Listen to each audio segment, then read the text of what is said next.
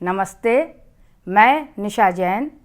आज हम बात करेंगे बच्चों में सहयोग का गुण कैसे विकसित किया जाए। मम्मी पापा और टीचर्स का यह कर्तव्य हो जाता है कि बच्चों में अच्छे अभ्यासों का निर्माण इस ढंग से करें कि उन बातों और अभ्यासों को करते समय बच्चा सुख व आनंद का अनुभव करने लगे। भावात्मक विकास में एक बात विशेष रूप से ध्यान रखनी है, हमें कोई भी व्यवहार या आचार समाज के भय से या समाज के दबाव में या किसी प्रकार के डर से नहीं करनी चाहिए। कोई भी आचरण तब तक स्वस्थ मन का चिन्ह नहीं होता है जब तक वह स्वाभाविक और प्रसन्नतापूर्ण ना हो। अब बात यह उठती है कि इन सुखकर क्रियाओं का यह हमारा उद्देश्य कैसे पूरा हो सकता है। इसके जवाब में हम कह सकते हैं कि बच्चों को खेल में बहुत सुख का अनुभव होता है।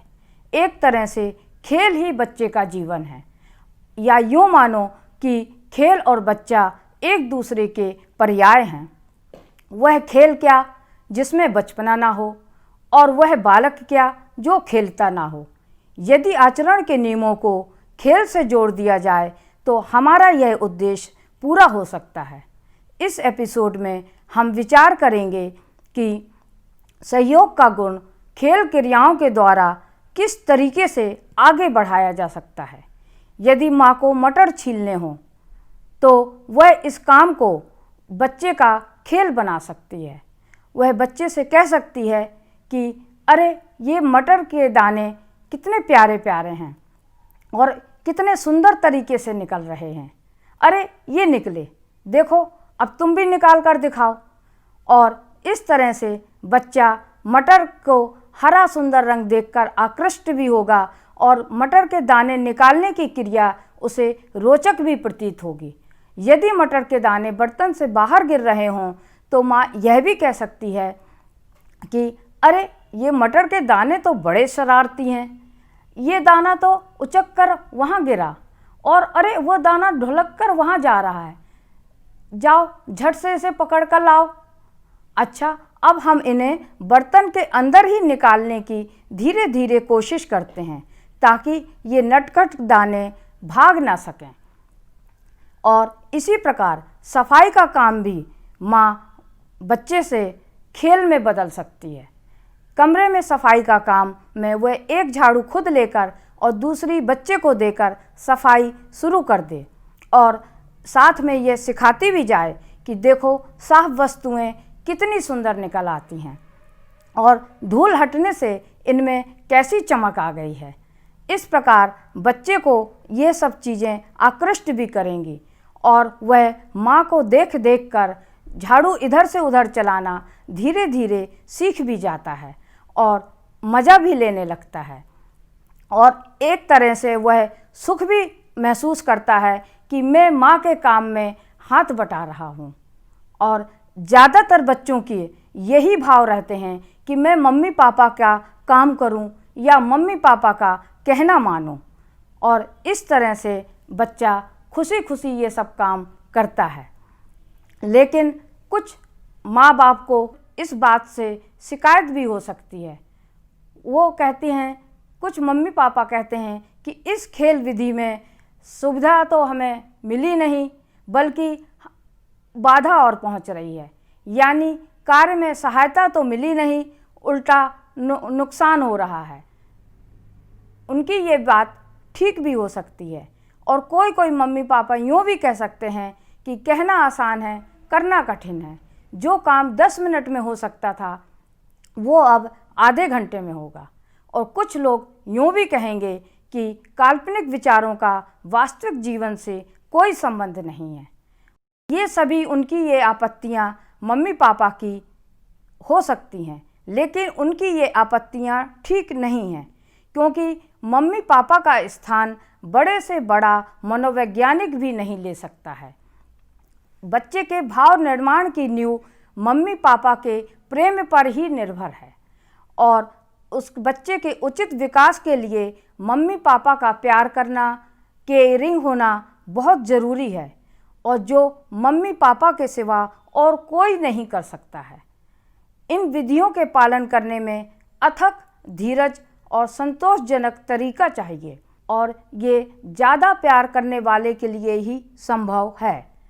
मनोवैज्ञानिक अपनी विधियों की नींव मम्मी पापा के प्रेम पर रखता है और उसके लिए इन मम्मी पापा के प्यार के बिना उसकी विधियां रेत पर जहाज चलाने के समान हैं। इन विधियों के पालन करने में मनोवैज्ञानिक मम्मी पापा की मदद तो कर सकता है, लेकिन वह कभी भी मम्मी पापा का स्थान नहीं ले सकता है। तो इस तरह से कुछ लोगों की यह बात तो ठीक है कि ये खेल विधि ज़्यादा समय लेती है, लेकिन ये शुरू की बात है। यदि सहयोग का गुण एक बार बच्चे में जड़ पकड़ जाए तो वह फिर आने वाले जीवन में बाद में भी बहुत काम आता है और लाभपूर्ण होता है। इस तरह से ये बात हमें अपनानी चाहिए। दूसरी बात यह है कि समय का विचार तभी महत्वपूर्ण है जब हमें उद्देश्य की उत्कृष्टता का अनुभव ना हो, और इस तरह से मम्मी पापा को इन सभी बातों पर ध्यान देना चाहिए। और मम्मी पापा और टीचर्स बच्चे के शारीरिक और बौद्धिक विकास को तो महत्व देते हैं और उसके लिए ज़्यादा से ज़्यादा समय देना भी उचित समझते हैं, परंतु भावात्मक विकास के महत्व को न जानकर वे उसके लिए वक्त देने में आपत्ति करते हैं। भावात्मक विकास भी उतना ही जरूरी है जितना शारीरिक और बौद्धिक विकास आवश्यक है।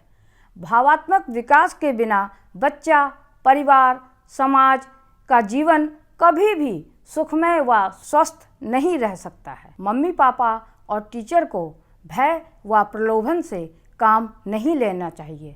उदाहरण के लिए, यदि बच्चे में एकाग्र चित्त का गुण उत्पन्न करना है तो हमें यह विधि नहीं अपनानी चाहिए कि डंडे या स्केल के भय से बच्चे को एक स्थान पर खड़ा कर दें, बल्कि अध्यापक को चाहिए वह बच्चे के लिए कोई ऐसा खेल या खिलौना चुने जो उसके लिए रोचक हो और फिर बच्चे के लिए एकाग्र चित्त होकर उससे खेलना अपने आप ही अनिवार्य हो जाए।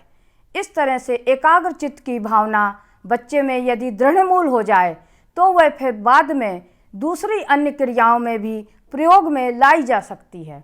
एक और बात का ध्यान रखना जरूरी है कि बच्चा कार्य के उद्देश्य को अपना समझे और उसमें खेल का सुखमय आनंद ले। यदि बच्चे में कार्य के उद्देश्य को अपना समझेगा तो उसमें एकता भी स्थापित होगी और वह काम को प्रसन्नता से स्वीकार करेगा और उसमें अपनेपन की भावना उत्पन्न होती है। इस तरह से ये सब बातें तभी संभव है जब ये सब क्रियाएं करने में बच्चे की हामी ली जाए और इस तरह से आगे बढ़ना चाहिए। माता पिता और टीचर्स की वृत्ति कभी भी स्वार्थ मूलक नहीं होनी चाहिए, बल्कि निस्वार्थ होनी चाहिए। अंत में हम कह सकते हैं कि सहयोग क्रियाओं को खेल का रूप दिया जाना चाहिए, जिससे आगे बच्चों को बहुत सुविधा होती है। यदि इस समय बच्चों में काम की आदत और अच्छे गुणों का अभ्यास हो जाता है जो बाद में फ्यूचर में उनको बहुत सहायता पहुंचाते हैं। धन्यवाद।